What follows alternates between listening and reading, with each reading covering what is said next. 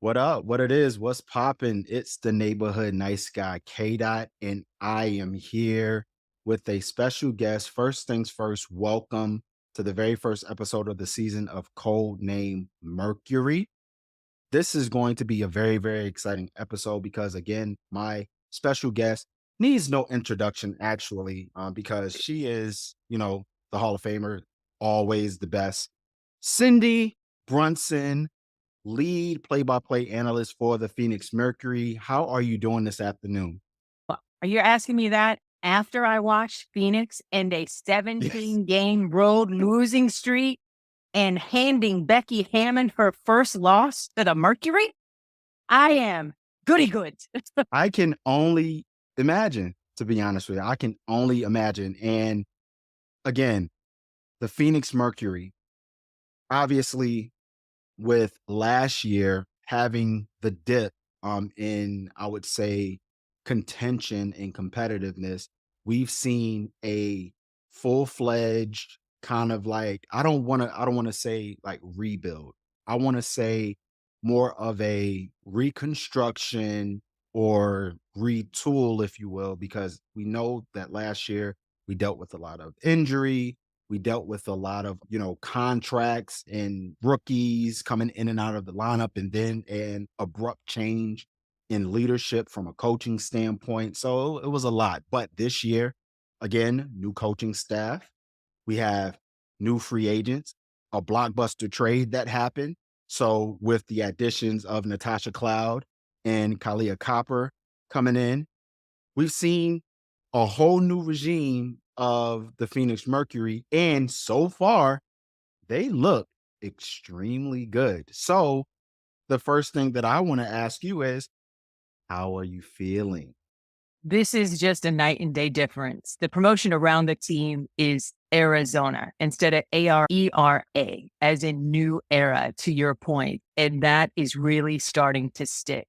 Nate Tibbetts, in his first year as a head coach, period, and in the WNBA, has embraced his associate head coach, Kristi Tolliver, and Tolliver's connectivity to the players on the team that she has played with and or against over the last several years is paying off dividends big time. She is the silent assassin on the bench that is really pulling the strings and getting the most out of the elite superstars now that have joined the Valley in Ka Copper and Tosh Cloud, and especially Cloud. She is the vibe. She sets the tone. She brings the heat. And she and her energy have really tilted the Phoenix Mercury culture into a winning one again. Oh, man, let's just get right into it because that was actually the third question I wanted to ask you about Natasha Cloud and Kahleah Copper. So, obviously, we've seen a huge change in the backcourt, and Yes. what interests me a lot about this tandem is not only their tenacity from a defensive perspective, but their IQ from an offensive perspective. And knowing that the legend in Diana Taurasi is another year Mhm. into her bag, we know that we're not going to see a lot of the 23.5 points per game that Diana Taurasi that we've seen of, you know, the yesteryear, if you will, but we're Mhm. still going to have a great average in, let's say, 15 to 16 points per game. So, with that being Okay. said, what is that biggest difference in the additions of both Kahleah Copper and Natasha Cloud from a defensive standpoint, knowing that Phoenix last year was in the bottom three in defensive efficiency? Now, with those two, they're in the middle of the pack right now in the first three games, but that can improve immensely going into the rest of the season. What is that stark difference that you're looking at right now when you're watching the games? And what is the stark difference that we're anticipating to see from the Phoenix Mercury moving forward? It's easy to set your defense when you make a basket. And that is what we're seeing. Kahleah Copper has come out of the gate smoking hot. Nobody in Phoenix Mercury history has scored more points than she has in their first three games in a Mercury uniform. She currently leads the WNBA in scoring as we record this. And she has been fantastic. And her entire game has been on display. All three levels, the three, the slash to the basket, the midi, it's all been fantastic. And because of that, she's able to lock in on the defensive end as well. For my money, pound for pound, Ka is the best two-way player this league has seen since the Cheryl Swoops. Mark it down with the Sharpie. And I say this because of the last two games, case in point. Ryan Howard, 17 points in the first half, 4 in the second. Ka, main defender. Jackie Young, 19 points in the first half, 4 in the second. Main defender. Kahleah, you know the amp, and Copper. I'm telling you, it is the lockdown defense that she takes pride in that still somehow doesn't zap every ounce of energy that she has, because now she's got back-to-back 30 pieces. She came into Phoenix with one 30-point game on her resume. She now has 2 this season, and she's just getting started. You combine that with Tosh Cloud, who takes personal umbrage of somebody scoring a basket on her, and Cloud's very intentional way of making sure the newest piece on the team in Natasha Mack is comfortable playing that 5 spot, filling in for BG. The love that Cloud has poured into Mack, elevating her confidence. So when there is a high pick and roll, Mack is comfortable. She's like, okay, I know Aisha Wilson and all them MVPs is standing right there, but I'm going to go hard to the rim. And it's working. And Tosh, silently, very quietly, in game number 3 of the season, a double-double, points and assists. That's what she does. She's already up to 3rd in the WNBA in assists per game. And I see her move into that top spot again, like she held down in 2022 real soon. Oh man. And the way that you talked about Natasha Mack, who has been an incredible add to this Phoenix Mercury team. I saw in the game last night maybe in the first, 3 or 4 minutes of the game, she already changed the trajectory from an offensive rebounding standpoint. I think she had like 3 or 4 where she was, if she wasn't the sole possession of the ball, she was at least somewhere in the vicinity. So with Natasha Mack filling in that role for BG, who was going to be out, for a while with the apparent foot injury, what do you see in her potential going forward? And hopefully, what do you see coming in, going into midseason once, BG comes back? What will her role look like moving forward after that? I don't know. It really affords a lot of opportunities, right? We don't know what it'll look like when BG comes back. We know she's going to take her time with that broken toe because it's not just the Mercury, right? It's chasing another gold medal with the Olympic team that she really wants to be a part of. And, we just want her to be healthy, period, first and foremost.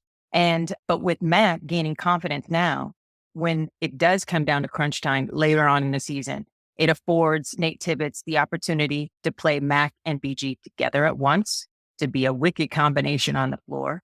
And when BG does need a blow, you'll have the confidence that Mack can go get it. And this is Natasha Mack. Shouldn't be surprising anybody. She was a Naismith Defensive Player of the Year coming out of Oklahoma State in 21. She can get over and just about into anybody in the WNBA because the good Lord above gave that young woman a 6'11" wingspan. You just don't see that every day in the WNBA. And she uses it effectively. She goes straight up. She's not one of these young players that gets caught bringing her hand down, which is such an easy foul to be called.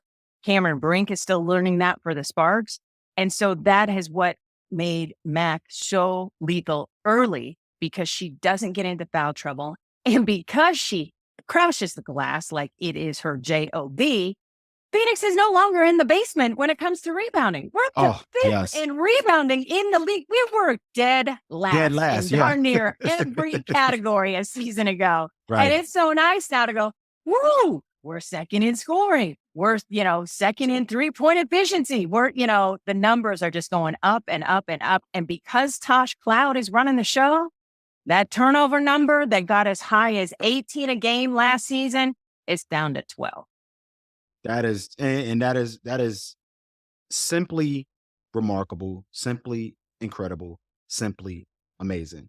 And I want to segue back into the coaching for a little while because I know that Nate Tibbetts, once again, coming in with his eyes wide open, right? Very first time coaching in the WNBA. Yes, he's had professional coaching experience, but with the help of Kristi Tolliver, what have you seen so far in his coaching and leadership style? And how will his experience with other leagues translate to this league? More importantly, this team with the immense talent that the team has acquired this offseason. I think we see Tosh thrive in Athletes Unlimited because it's player led, right? Nate comes at the WNBA the same way. He knows that he had all of the eyeballs on him because he walked in the door as the highest paid coach in the WNBA without any coaching experience when it comes to women. What he did first and foremost was listen to Kristi Tolliver. That was huge. He listened to assistant general manager Monica Wright, and he has listened to the stars on his team in Ka, in Tosh, in DT, and BG, and made sure that they are getting what they need. And Khan says he is so chill, it's crazy. Like he doesn't get flustered, where other coaches that everybody may have played for in seasons past would have been panicky and sweating. He's cool because he fully trusts his stars, and they are embracing that. Ka in particular, first of all, I don't know how she plays 40 minutes and doesn't sweat. She is so silky and so nice, a 3-level scorer, and she never looks bothered. It's unbelievable. And after they came back to beat the dream, Carl was in the post game, and we were like, what was said in the huddle before you guys that made that 14-4 run to win the game? And she's like, he's giving me grief, saying I smoked a land, and we're just cutting it up back and forth. Everything was fine. Nobody panicked. And I think that's the biggest difference in coaching that we've seen here in the Valley in several years, which is refreshing. And then Popper, what she is doing, all she wanted to do this year was to prove that last year's season high of near 19 points a game wasn't a fluke, and that she can be consistent with that 3-point shot, and that nobody will beat her on the defensive end. And she is doing that to the nth degree. And I keep watching her, and I keep thinking of my late great friend Stuart Scott and his signature phrase, cooler than the other side of the pillow. Absolutely. That is KFC. Oh my God. I'm very, very intrigued with this Mercury team. And even prior to the start of the season, I believe the 9450, we were juggling between top 4, top 5, but more importantly, top 4, because obviously with 12 teams, the math just maths, right? We Right. always want to talk about the top 4 teams because it's the top 4 teams that more than likely will host a playoff series. So going forward into this season, again, we're 3 games in, going into game number 4 on tomorrow. Right now, where do you see the Phoenix Mercury? And this is without BG, by the way. Where do you see the Phoenix Mercury right now? And what is your hope moving forward into coming into the playoffs in August, September, when we get that final, let's say, final 4 when it comes to the top 4 teams? Where do you see them ranked moving forward? I hope that they can be a top 4 team. They look right now like a top 4 team, and that's without Griner. I mean, everything is going to open up even more once Griner gets in the paint and demands double teams. Who's we going to leave open? Ka, DT, Ka, Sophie will just park in the corner and hit threes. And we haven't even talked about Beck Allen. I mean, my goodness gracious, the length that she can bring on the defensive end. In her first game in a Mercury uniform, she hit a bunch of threes in the second quarter in Las Vegas, had 10 points, like in that quarter. So Ka has proven that she is on another level. Like she's got her own gravitational pull right now. And they're still under the radar, right? Because it's like, small sample size, we don't know. But I watched Connecticut with a small lineup get to the semifinals. And I think that this Phoenix Mercury team can at least do that. I 100% agree with you, Cindy. It's really, really refreshing to see a new look Phoenix Mercury team. It's really, really refreshing to see how the continuity is so far. And you're Yeah. right, we didn't talk about Beck Allen at all. And I believe that even with the acquisition of Kahleah Copper and the signing of Natasha Cloud, that probably was the most important transaction Mhm. in the Yes. trade, because you're right. She gives length, she gives outside shooting, she gives underrated rebounding, and she also gives underrated defense. And she in her switchability is Mhm. incredible. And with the confidence of Natasha Mack at the 5, knowing that she's starting now, but can potentially be the backup to BG when she comes back. And like you said, BG demanding those double teams offensively, which opens up a lot of shooting. And also from a defensive standpoint, imagine having, let's just go with a big lineup. Let's just say we have, I doubt it'll happen, but I would love to see it. Let's say we have BG, Natasha Mack, Beck Mhm. Allen at the 3, Kahleah Copper Mhm. at the 2, and Natasha Cloud at the 1. Seriously, Love it. if you're Love if it. you're looking, Can't man, wait. who really could stop that from a continuity standpoint? And like I said, continuity looks good so far. Even in the very first game, they got out to a close start. I think it was as many as 14 points from a Yeah. deficit standpoint, but But then they they flipped that they in the second flipped it quarter. in the second Yep. quarter, right? They outscored the Aces 27-13, if I'm not mistaken, in that second quarter Mhm. alone, and it became a back and forth game from that point forward. So still, the Phoenix Mercury, in my opinion, the Phoenix Mercury are back. Yeah, I like the sound of that. I'm not gonna lie. Last year was hard. Like, we only Absolutely. won 1 road game. 1. That means you go 1-19. I'm terrible at math, but I know you play 20 on the road. So 1-19. That was not fun. What I will say is the X factor has been ride or die with this team. Absolutely. We finished second in attendance last season Absolutely. with 9 wins total. And we only lost out to the Aces at the end because they converted to their bigger arena because they weren't beating us in attendance. So I'm just going to put that out there. So with that said, in our first experience in the home game in the regular season, we hit a decibel level of 100 when Sophie Cunningham hit the corner 3 on the pass from Copper to go ahead. The loudest the Suns got this past season, 113. Mm, Like, the X factor is bringing the heat to match the play on the floor for this team. So if Phoenix can mess around and finish top 4 and have home court, it is going to be litty lit. mic drop. Mic drop. We will end it there. And Cindy, it is always a pleasure. We're definitely going to have you on the flagship, Keeping It 9450, codename WBB. Y'all make sure y'all check that out. We actually have a live show tonight at 8:30. So, well, by the time this is recorded, it will already be premiered. But still, but No, give my best to Olivia Popes, DA, the gang. I know. I love that you had Misha Jones on. I'm a huge super fan. So yeah, I love it. thank you so much. And with that being said, this has been Codename Mercury. Again, I am your host, Kevin K. Lewis, also known as the Neighborhood Nice Guy. Always follow us at the 9450 on Twitter, at the 9450 underscore on Instagram and TikTok. And of course, follow the YouTube page. We're on YouTube now, guys. Like, subscribe at the 9450. And as always, make sure you plug your stuff, Cindy, because we have to follow the legend. Come on, let's do it. Oh, stop. I'm just easy. Cindy Brunson, AZ. That's the Insta. That's the whatever it is. I still call it Twitter.